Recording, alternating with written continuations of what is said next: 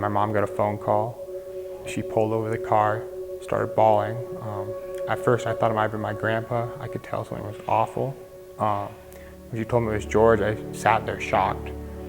My mom and I sat on the side of the road for probably 25 minutes, didn't say anything. Those are those things that you don't forget. I know exactly where I was. I was on Flathead Lake.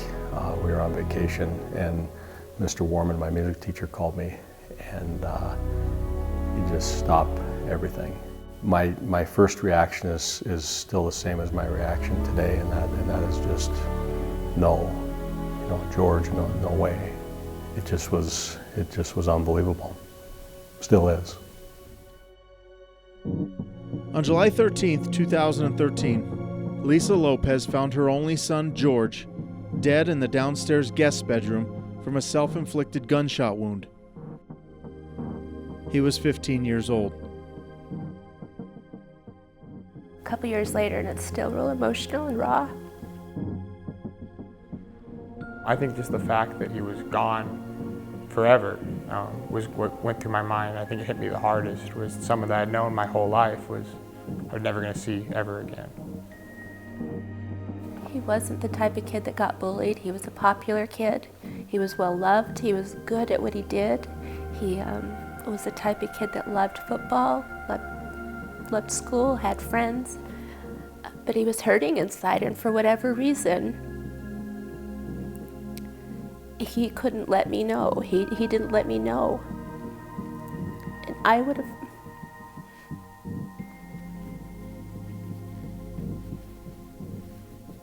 have done anything for him. And that's what's so hard, is knowing that he was hurting and I wasn't there for him in that moment. Because had I known, I would have done anything. I would have moved mountains for him. We talked openly about depression. His father struggled with some depression. George's dad, Sean, took his own life on July 16th, 2008. And for reasons none of us will ever know, 3 days before the 5-year anniversary of that tragic day, his son would make the same fateful decision. It was real hard for Cam to even talk openly about his dad. I set him up with counseling. And I remember specifically telling him, honey, if you ever have those thoughts, or if you ever know of anybody having those thoughts, please tell somebody. I know, Mom. Never in a million years did I think my son would do that. As a school social worker who helps other kids with their own issues and struggles, the burden of I should have seen this coming or I could have done more is a battle Lisa fights to this day. Her son's suicide is not something she will ever move on from. There is no closure. It is a reality she lives with every day, but a reality she feels compelled to warn others about. In honor of who George was, what he represented, and his love for weightlifting, Lisa created the LIFT Award. The award is given out each year with the focus of acknowledging those who love, encourage, and care for those around them. The essays we received, how he touched their lives and how they strive to continue to do those things, all those characteristics are very Christ-like characteristics. That's what George was all about. And those kids that have been part of that, who've been nominees and who have won it, it's been very important and very emotional for them. Many of his classmates share a unique bond with one another, and with George's mom, Lisa. Earlier this fall, the football team, who would bring George's jersey to every game, honored Lisa by including her on senior night, reminding her that neither she nor George will ever be forgotten. Those who knew George and of this tragedy know the good that has come from this terrible situation. And even though the good will never take away the pain, it helps bring light to a place that is dark for so many. As a mom, I don't feel like my job is done yet. Like I haven't finished.